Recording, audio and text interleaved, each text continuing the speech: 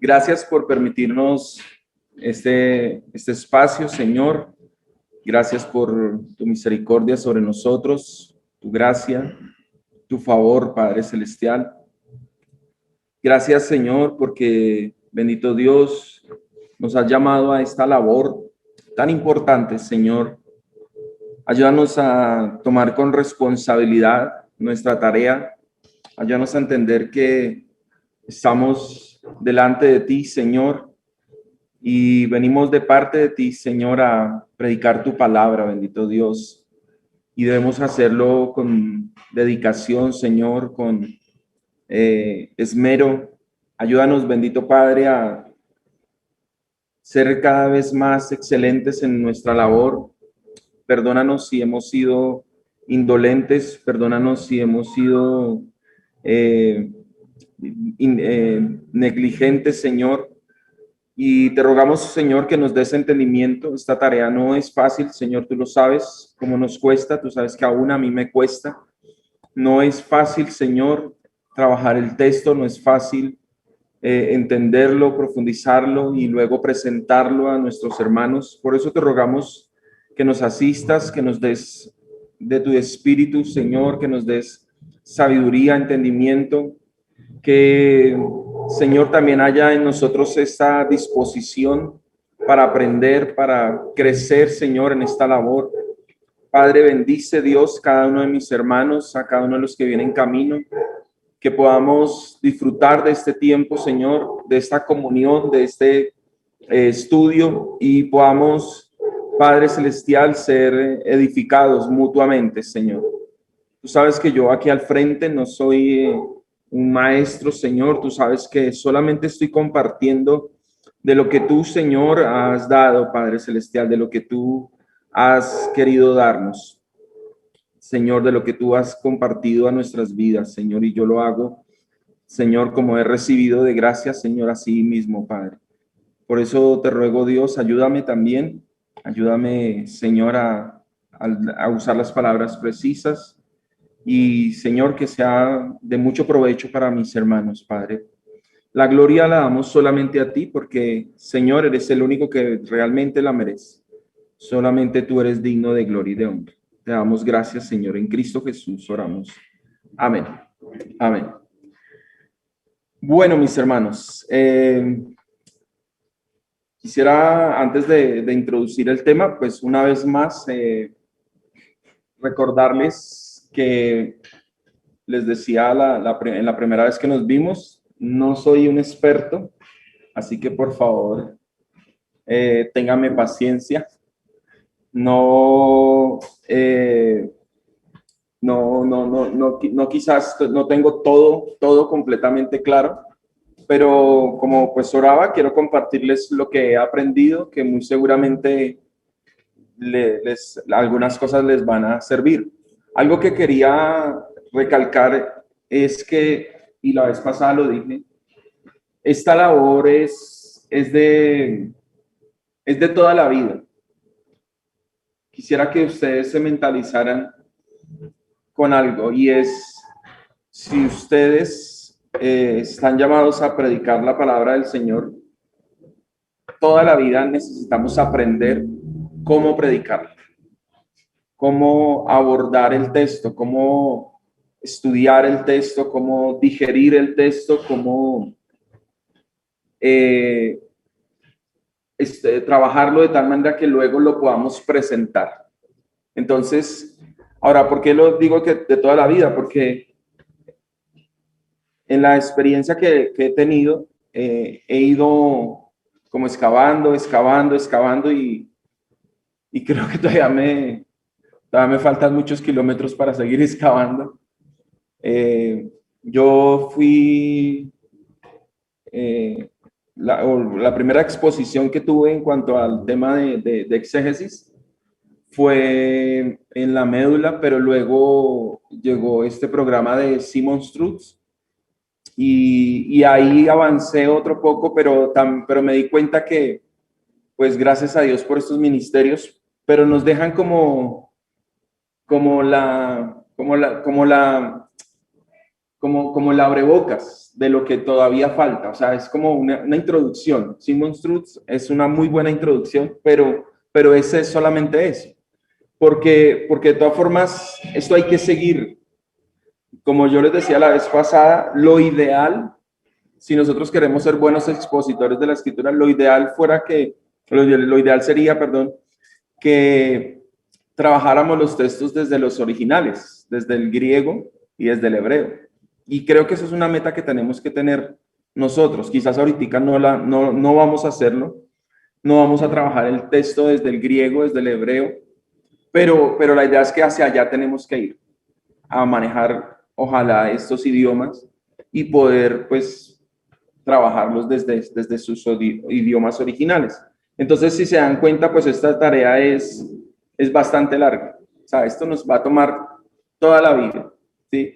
Yo les decía la vez pasada, la sistemática es un poco más sencilla realmente, porque las sistemáticas son conceptos e ir aclarando, ir entendiendo, y efectivamente hay cosas de la sistemática que uno ya más o menos pues va teniendo claro, pero el tema de trabajar la Biblia es distinto, porque la Biblia es, por ejemplo, Giovanni me decía ahorita de un texto de Apocalipsis y yo miraba y yo decía, es sentarse uno y mirar el género, que no es fácil. Una cosa es lo que, por ejemplo, estamos trabajando nosotros, que son las cartas, pero otra cosa es trabajar Apocalipsis.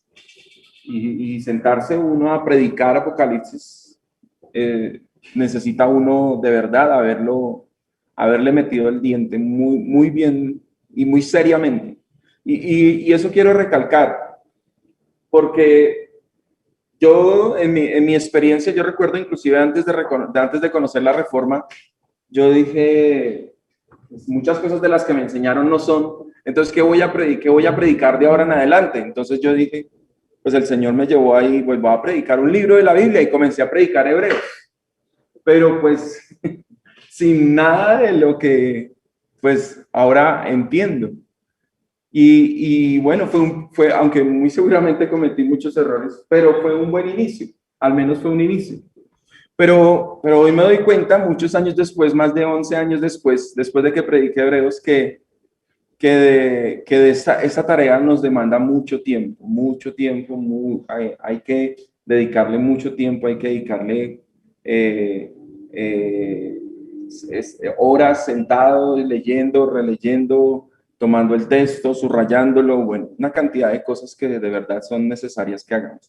Y quisiera, pues, como les digo, introducir este tiempo, pues, dejándoles esa inquietud en sus corazones, que esto no es algo a la ligera, que esto no es de un taller de 2 horas o vamos a estudiar esto en una semana en la médula y ya, no. Realmente los profesores que nos han enseñado a nosotros hermenéutica en la médula, yo no sé cómo hacen, pero es muy difícil dar tantas cosas en tan poco tiempo. Entonces, yo quiero invitarles a eso, que de verdad le dediquen tiempo a eso, que se sienten y trabajen y cada vez pues van a ir encontrando que hay mucho más hacia el fondo. Hay mucho más que entender, hay mucho más que trabajar. Yo pretendo no abordar todo hasta el fondo tampoco, porque vuelvo y digo, esto nos va a tomar mucho tiempo, pero voy a ir dejando algunas cosas precisamente para que ustedes se den cuenta qué tan profundo es este estudio, qué tan profundo es lo que tenemos que ir en cuanto al texto. Como yo les decía la vez pasada, el método, hablamos del método, ¿sí? Método, hablamos de una metodología, es decir, hablamos de una manera de hacer las cosas, ¿cierto? ¿Cómo la vamos a hacer? ¿Cómo vamos a hacer? Vamos a abordar el texto y la pregunta es ¿cómo? ¿Cómo voy a hacer para llegar a coger ese texto y a trabajarlo? ¿Sí? Entonces, por eso hablamos de un método. Y el método que vamos a usar es el método de los hermanos reformados del siglo XVI y XVII.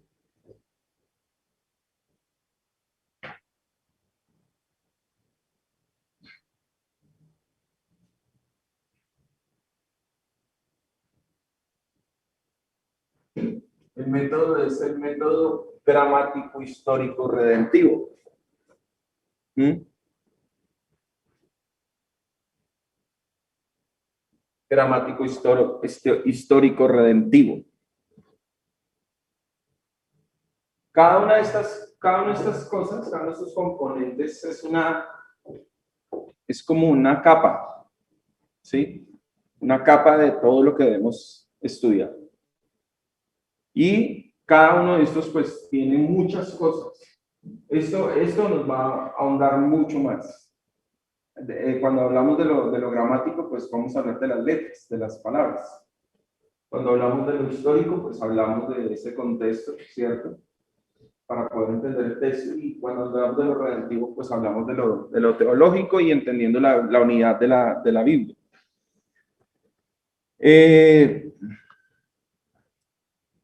Hubo diferentes escuelas de interpretación, ustedes lo recordarán, como la alegórica y otras, muchas otras. Y en la Reforma, pues, se habla de este método, se habla de la interpretación gramático-histórica. Y esto ha venido ajustándose cada vez más y, como les digo, esto tiene mucha tela que cortar, hay mucho material, hay mucha profundidad en cada uno de las diferentes textos, porque una cosa es sentarse a trabajar Juan, otra cosa es sentarse a trabajar Filipenses, otra cosa es sentarse a trabajar Apocalipsis, otra cosa es sentarse a trabajar primer libro de Samuel. O sea, cada uno es un reto.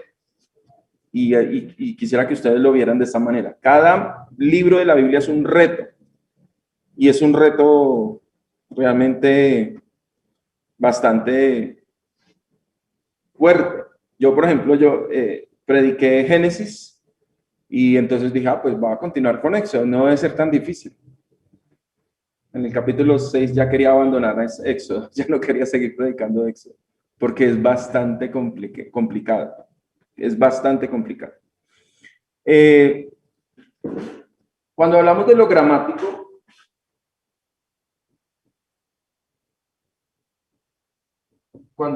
gramático, esto responde a la pregunta de ¿qué dice el texto?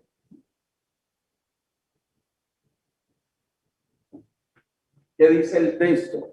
Como texto, no más, solamente como texto. Cuando hablamos de lo histórico, preguntamos ¿qué significa? ¿Qué significa lo que está allí? Y cuando hablamos de lo redentivo,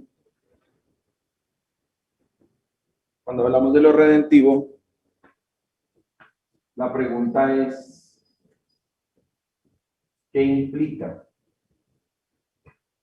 ¿Qué implica el texto? ¿Mm?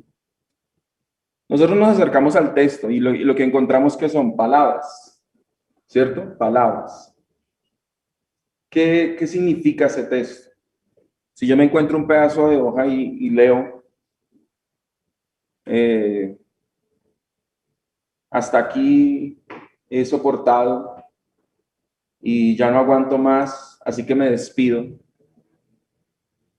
Si yo encuentro un pedazo de papel y leo eso, pues yo no sé si es un hombre diciéndole a una mujer o una mujer diciéndole a un hombre, pero puedo decir que el texto pues está hablando de que pues que no aguanta más y que hasta aquí fue, ¿cierto? El texto. Pero el contexto de la historia es lo que me va a decir qué es lo que significa realmente, ¿cierto? Solamente si conozco esto. El asunto es solamente inclinarme por uno de estos. Ese es un problema. Si yo solamente me dedico a mirar lo que el texto dice, sin tener en cuenta el contexto histórico y sin tener en cuenta todo lo que tiene que ver con la historia de redención, con la teología del texto, con la teología de toda la Biblia, pues entonces yo voy a decir algo que no es. Entonces yo leo ¿cierto? Y digo, igual, vamos a suponer que voy a predicar sobre el papelito que encontré. Y entonces les digo, les puedo comenzar a contar una historia de un hombre que, ¿cierto? Y voy a hablar de cómo un hombre dio su vida y se sacrificó, pero ya llegó el momento que no pudo más, ¿cierto? Y quizás voy a hablar de eso, pero realmente si yo no conozco el contexto, pues voy a decir algo que no es. Voy a decir mentiras, aunque aparentemente me esté pegando al texto, ¿cierto? Entonces, esto es importante. En cuanto a la parte gramatical, si el Señor no lo permite, vamos a hacer un repaso de lo que es la parte pues, gramatical, ¿cierto? Mirar esos principios de análisis gramatical, ¿sí? Que eso nos va a ayudar a entender el sentido natural del texto. Y es el sentido natural del texto. ¿Mm? Eso es decir, ¿qué dice ese pasaje? ¿Qué es lo que dice? ¿Cierto?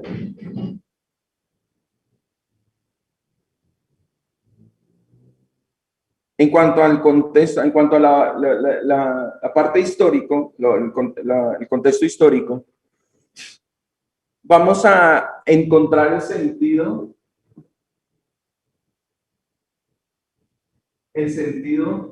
que tiene el texto en cuanto al autor y la audiencia, ¿cierto? O sea, nos ayuda a entender lo que significa ese texto,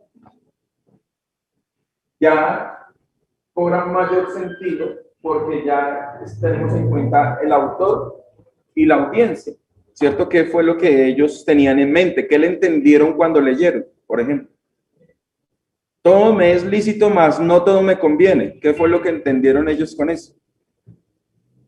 ¿Cierto? ¿Usted había escuchado ese dicho antes de conocer al Señor? Ninguno. ¿Sí lo había escuchado? No. Antes de conocer al Señor nunca habíamos escuchado todo me es lícito, pero no todo me conviene. Eso nunca lo habíamos escuchado.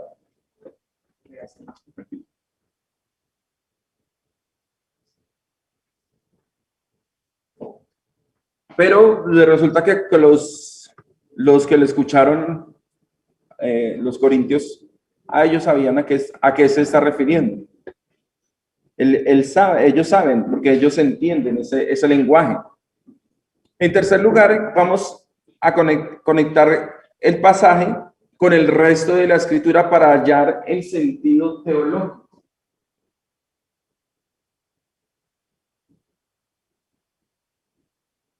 Teológico. ¿Mm? Los liberales, los liberales se quedan en esta parte. Los liberales se quedan en esa parte. La teología liberal. ¿Por qué? Porque a ellos realmente como que lo que más les interesa es qué pueblos eran ellos, quiénes fueron los redactores, hablan de los redactores, hablan de los receptores y se quedan ahí. ¿Qué pasa? Que ellos no ven la Biblia como un todo, como una sola historia de redención. Ellos no ven. Esto es lo que nos diferencia a nosotros de los liberales. Quiero decirles algo aquí. En esto, los liberales son muy buenos.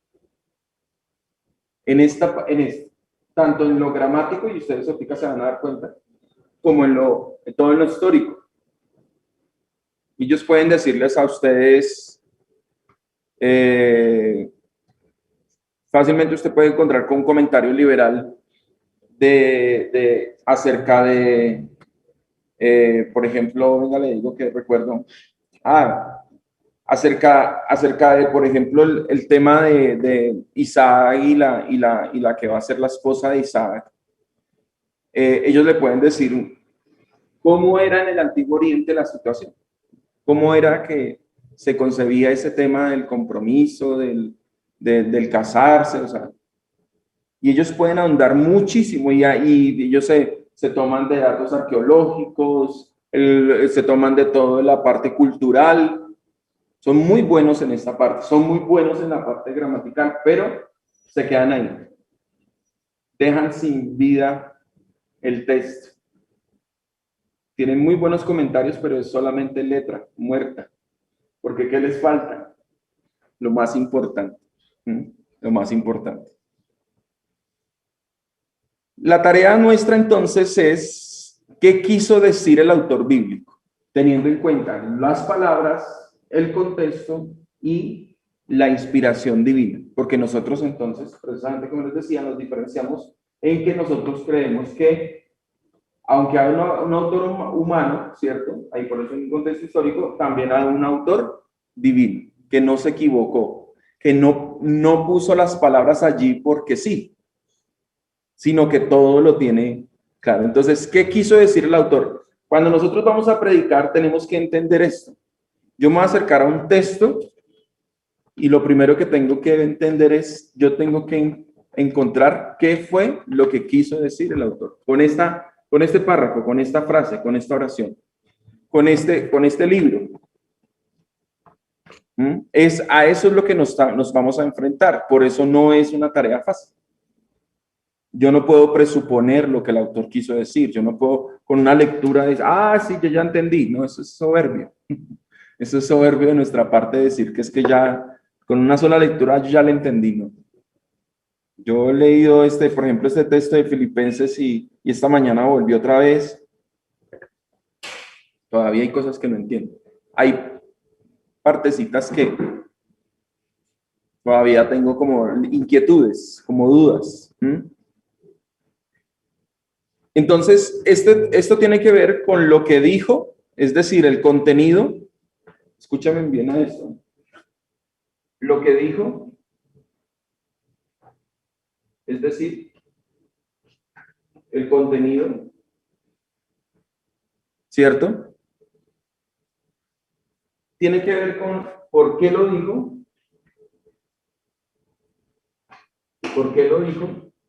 y esto tiene que ver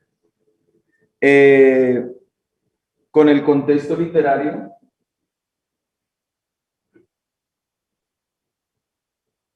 Con el contexto literario. Y además es también importante preguntarnos qué se propuso el autor que entendiera. Es decir, qué quería comunicar. ¿Qué quería comunicar? Aquí ya hablamos de intención.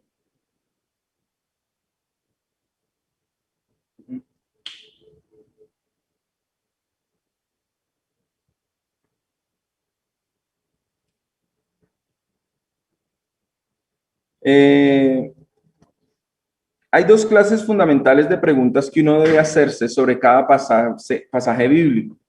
Las preguntas que se relacionan con el contexto y las preguntas que se relacionan con el contenido. Contexto, contenido. Contenido, contexto. Entonces, vamos a comenzar a mirar el contexto literario. El contexto literario. Cuando hablamos de contexto literario, estamos hablando de qué significan las palabras. Las palabras tienen significados. Las palabras tienen significados teniendo en cuenta lo que se dice, teniendo en cuenta sus antecedentes o sus precedentes.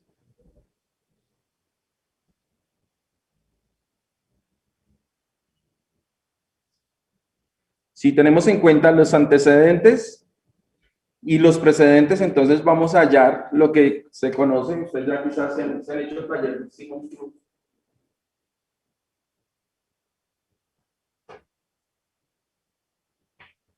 Se conoce como la línea melódica, ¿cierto? Esto es como una buena canción. Resulta que, no sé si han visto que de pronto alguien está tocando y ¡pum! Se equivocó, ¿cierto? Se equivocó. ¿Y cómo suena?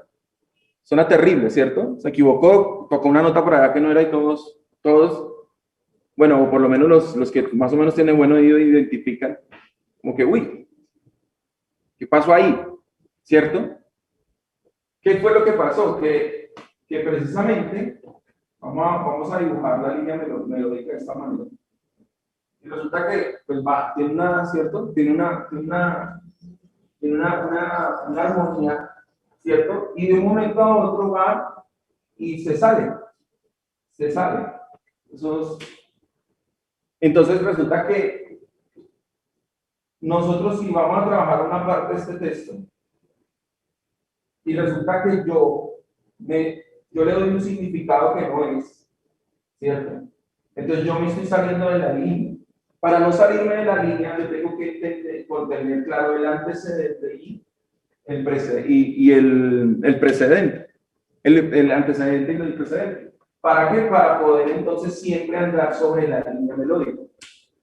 No sé si les ha pasado esto. A mí me ha pasado, tengo que ser sincero, que estoy predicando cierto libro y de un momento a otro entonces vuelvo y predico, o bueno, estoy predicando cierto libro, llego a una parte del libro y lo predico y resulta que después al otro domingo me voy a sentar entonces a trabajar otra vez el texto y me doy cuenta que lo que prediqué hace 8 días como que no iba con la línea melódica.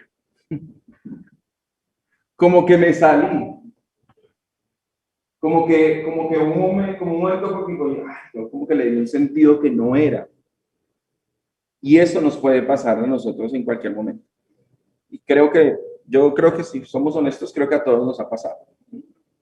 A todos nos ha pasado que tomamos una parte y veníamos quizás bien y ¡pum! Nos salimos. Nos salimos y volver hay veces es difícil. Y volver quizás nos implica como que corregir cosas que dijimos. Entonces, es precisamente lo delicado de este asunto, de este trabajo. Vamos entonces, voy a borrar a mis hermanos para ya entrar entonces a algo ya más importante, ya más concreto que les va a dar a ustedes herramientas.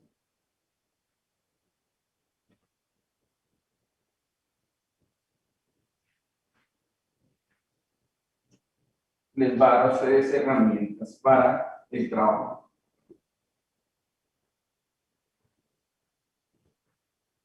Y en primer lugar, vamos a hablar de las preguntas de contenido.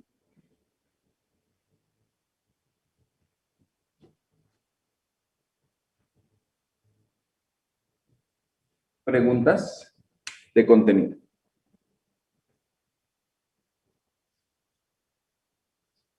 Contenido tiene que ver con los significados de las palabras.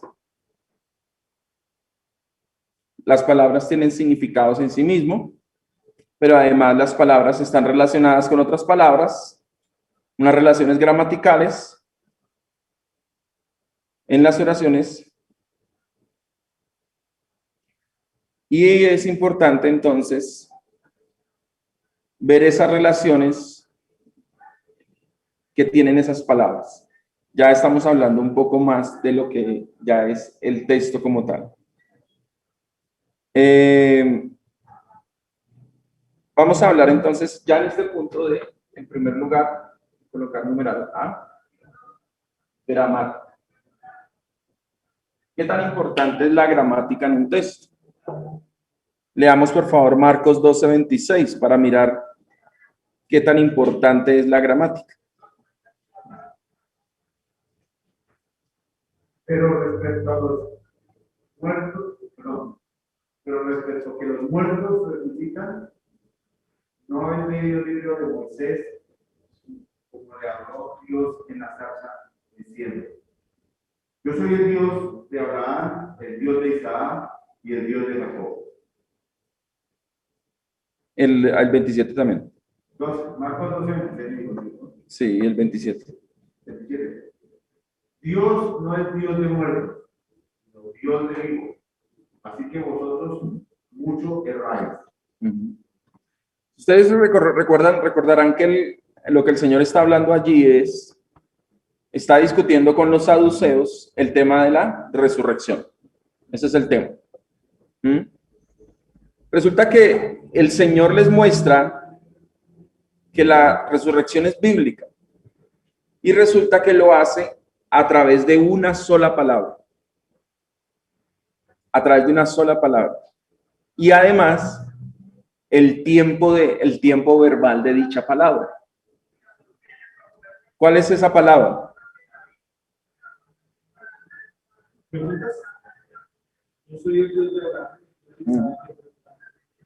¿Cuál es esa palabra? Es una sola. Sí, toda la oración, pero hay una palabra específica.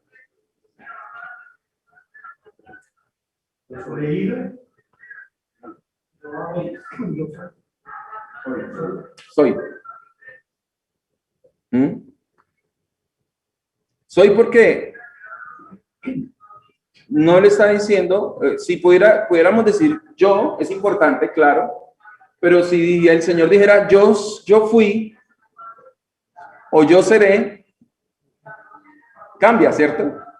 Entonces, yo es importante, pero sobre todo es esta, porque está hablando en un tiempo presente continuo. Yo soy el Dios de Abraham, de Isaac y de Jacob. El Señor les dice que en el tiempo en que Él se reveló a Moisés, Él era, pero que sigue siendo el Dios de Abraham, de Isaac y de Jacob. Y le está diciendo que esto se lo dijo ¿a quién? A Moisés. Es decir, que en ese momento en que se habla con Moisés, el Señor dice que en ese momento Él es el Dios de Abraham, de Isaac y de Jacob. Es decir, que el Señor está basando toda su argumentación en la gramática. No solo trae a memoria lo que le dijo Moisés, sino también está hablando En el tiempo presente. Si no lo he leído, también se lo digo. Y luego entonces vuelve y ustedes se dan cuenta en el versículo 27, ya entonces lo trae a la actualidad y dice, Dios no es Dios de muertos, sino que es ¿qué? Dios de Dios. ¿Sí? Otra vez, el mismo verbo, el verbo ser. ¿Me recuerda cómo le dijo? Y les dice ahora, Dios no es Dios de muertos. O sea, ustedes están mal. Y mire, y estamos hablando de un argumento teológico. Porque el asunto de la discusión era ¿qué? Teológica. La resurrección de los muertos. Otro ejemplo de la importancia de la gramática. Gálatas 3:16.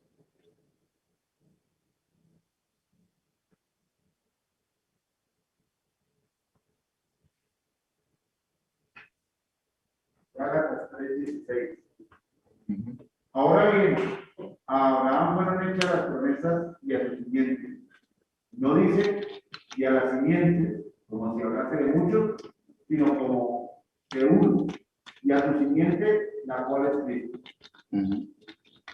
¿Cuál es el argumento de Pablo? Pablo está argumentando, ¿no?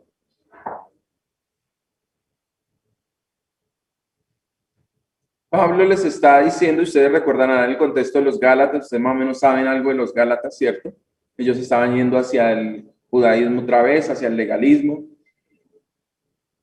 Y él está argumentando acerca de esta salvación, de la garantía de la salvación que está en el Señor y no en el hombre. Y Pablo señala la promesa que el Señor le hizo a Abraham, ¿cierto? Y que dice que fue hecha específicamente ¿a quién? ¿Y cuál es el argumento de Pablo? El argumento de Pablo es la simiente, no las simientes. Es decir, que él está basando su argumentación en un asunto gramatical. Está diciendo que estamos hablando de una simiente en singular y no en plural. Gramática.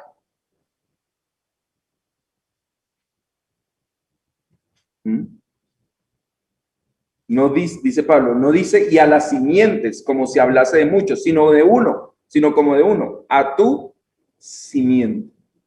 Está diciendo que está hablando de una persona, no de muchos. Y esa persona es Cristo. ¿Mm?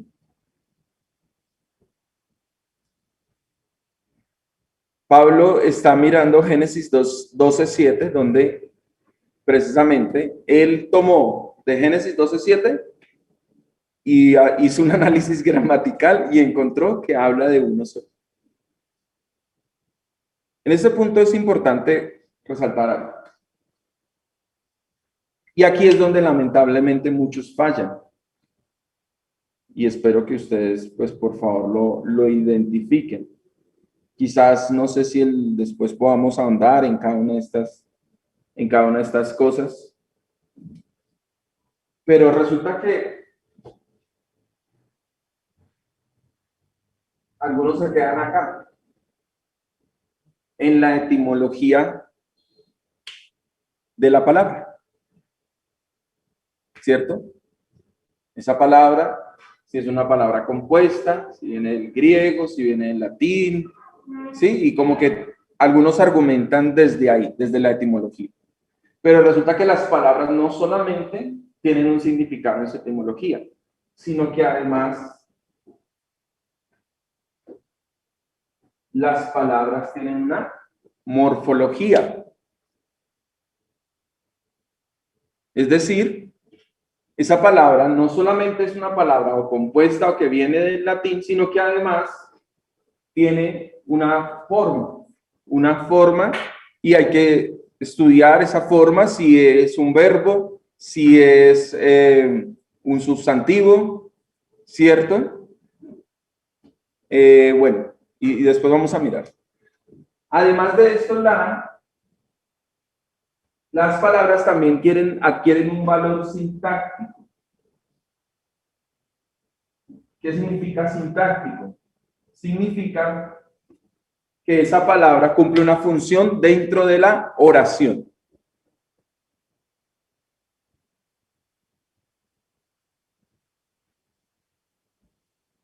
La vez pasada no recuerdo qué texto era, estábamos estudiando un texto y resulta que aparentemente en una lectura rápida había una palabra que era como importante o uno leía todo y uno decía, no, la palabra más importante aquí es esta. Y como que y uno fácilmente se puede concentrar en esa palabra, usted se puede concentrar fácilmente en esa palabra. Entonces, si uno hace un estudio así, entonces dice, como que la palabra más importante aquí en esta oración es esta, en este versículo, entonces yo puedo llegar a ahondar en la etimología, en la morfología, en la sintaxis. Y resulta que después nos dimos cuenta que resulta que la palabra no está en el original.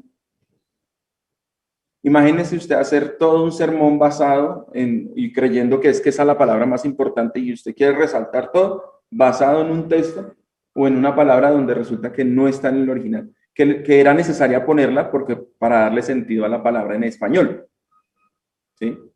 Pero no estaba en el original. Entonces, yo tengo que tener en cuenta no solamente la palabra como tal, ¿cierto?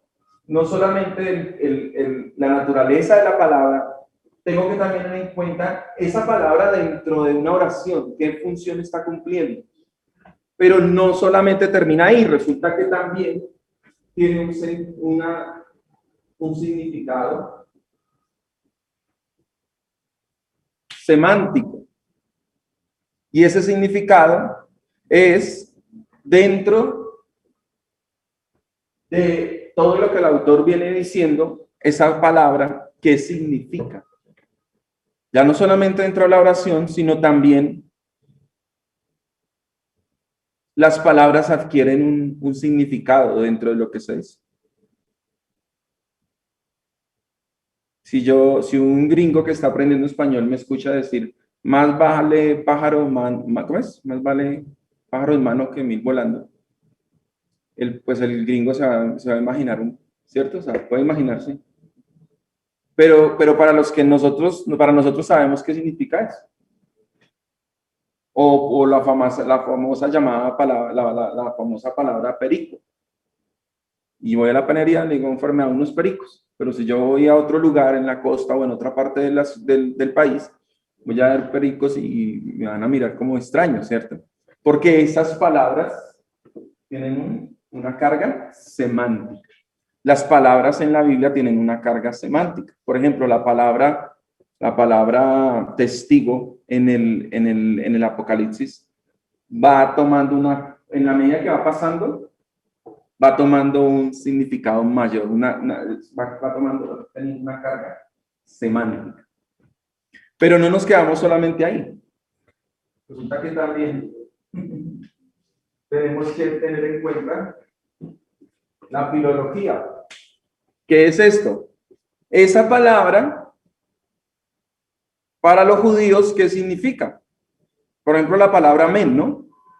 Para nosotros la podemos tomar como a la ligera, pero esa palabra la encontramos en el griego, pero resulta que es un hebraísmo, es decir, es una palabra traída del hebreo.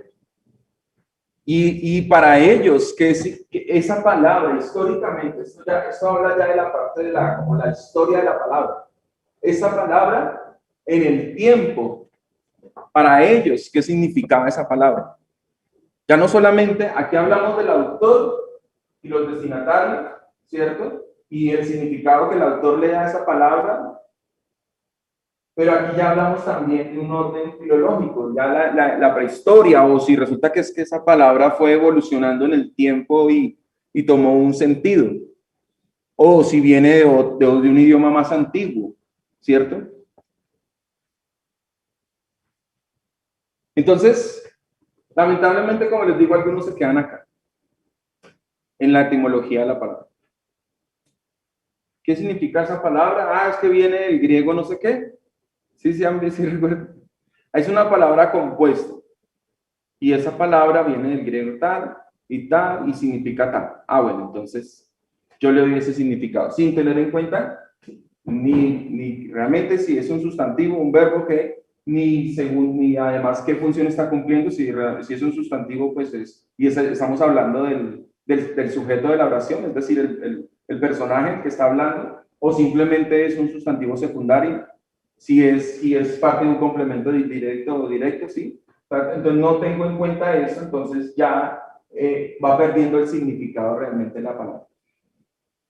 Esto es para que nos demos cuenta precisamente qué tan profundo es esta tarea que nosotros, y apenas estamos hablando de lo que, de lo gramático.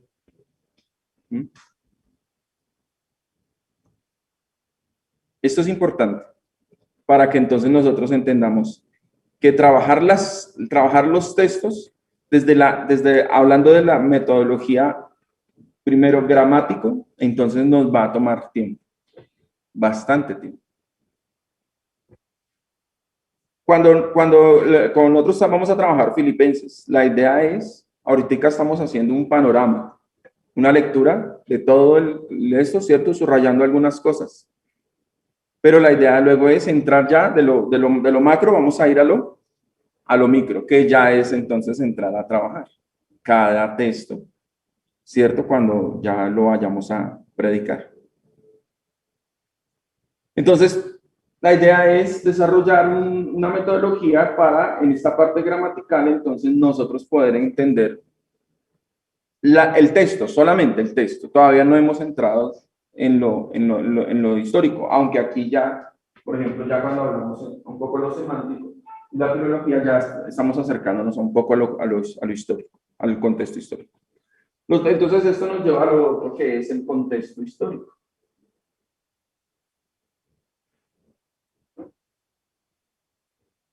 O la segunda parte que ya vimos la gramática, vamos a mirar la historia.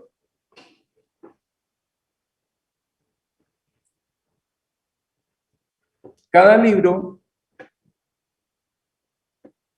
tiene su particularidad y esto es importante entenderlo porque cometemos el error de, hay veces, relacionar. Es verdad que, por ejemplo, Jueces y Samuel y el libro de Samuel son muy cercanos.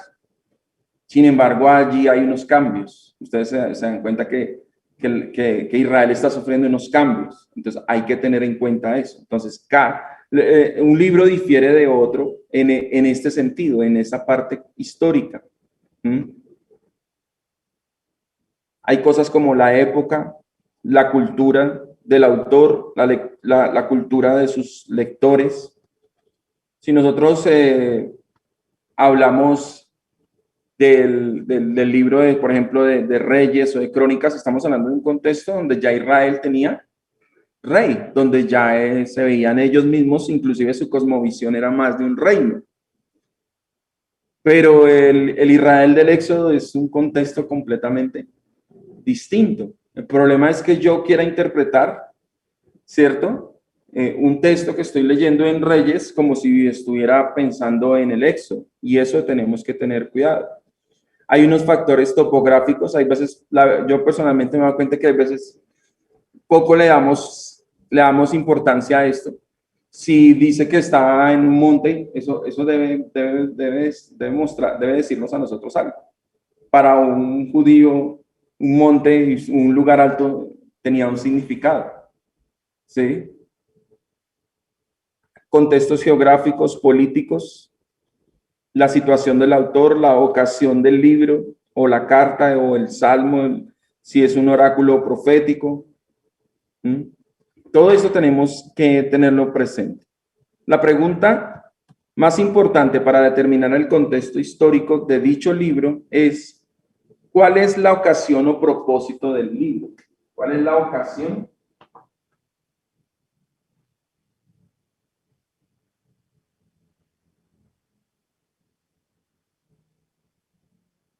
¿Cuál es la ocasión o propósito del libro?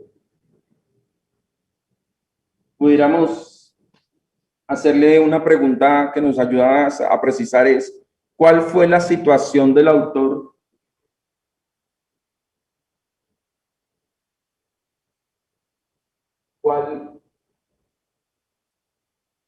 ¿Cuál fue la situación del autor que le hizo escribir?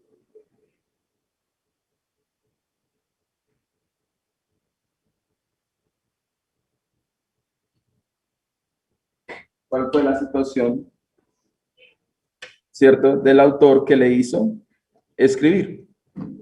La respuesta a esta pregunta normalmente la encontramos dentro del mismo libro.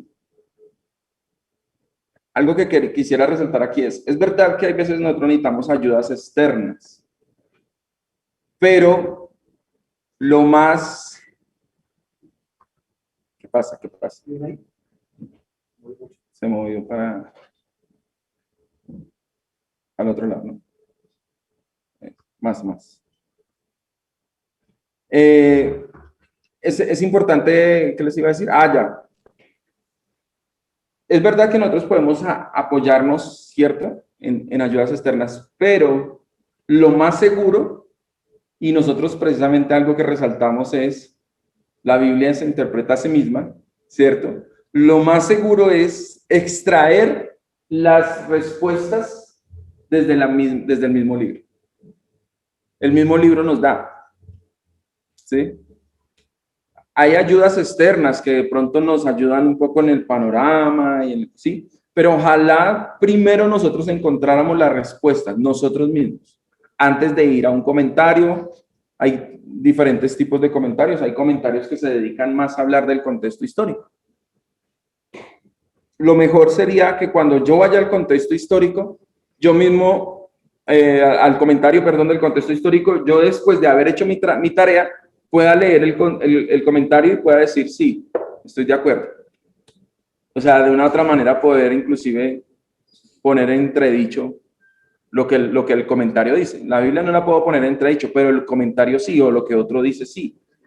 Y cuando entonces el comentarista está diciendo, es que en Israel se acostumbraba en aquella época tal y tal. Bueno, sí lo vi, sí lo detecté, ya lo subrayé también, ¿cierto? Quizás él me da un poquitico más de luz, pero yo ya tengo claro de que ya detecté esas cosas dentro del libro. ¿Mm? Para esto es necesario leer bastante entonces el libro, estudiarlo y mirar esa parte, ese acercamiento a ese contexto histórico. Cuando nosotros nos acercamos a la escritura y cuando nosotros estamos trabajando un texto, debemos subrayar esas cosas que son propias de ese contexto. Por ejemplo, si ustedes con el libro de Filipenses, con el texto de Filipenses, ustedes se dan cuenta que hay algunos personajes, ¿sí? Que son bastante importantes allí, que es importante tenerlos en cuenta. Bueno, eso nos da algo de la historia. Por ejemplo, el Pablo habla, Epafrodito es que se llama, el hermano, que estuvo enfermo, que estuvo a punto de morir. Esa hace parte de la historia. La idea es poderlo extraer de allí y mirar en dónde más nos cuenta de Epafrodito, si en el mismo texto o quizás en otra carta o quizás en el libro de Hechos o quizás, ¿sí? Antes de ir a esos comentarios. En este punto entonces es importante la honestidad, pues lo que algunos hacen es rápidamente correr a los comentarios o los diccionarios, a las introducciones que nos dicen la ocasión o el propósito. En los comentarios, en muchos comentarios está, y lo fácil, lo que lamentablemente muchos es fácil es eso. No trabajo yo y yo no encuentro por qué fue que Pablo le escribió a los filipenses y cuál era la intención, sino que el comentario me dice cuál era la ocasión, el propósito de ese libro, de esa carta. Lo más honesto, mis hermanos, es que nosotros, cuando vayamos a predicar el libro, nosotros encontremos esa respuesta a estas preguntas. Amén. ¿Preguntas hasta ahí? ¿Dudas, inquietudes? ¿Aportes, sugerencias? Van a ser las 11. No sé si dejamos ahí ya como esta parte y luego entonces entramos a mirar ya el libro de Filipenses, ya el trabajo que ustedes, si lo hicieron, ojalá lo hayan hecho, y si no, pues entonces, pues entrar a mirar qué fue lo que encontramos allí en la carta de los Filipenses. ¿No? Pastor. Sí, vamos a hacer un recesito. 10 minutitos. 15 minutos.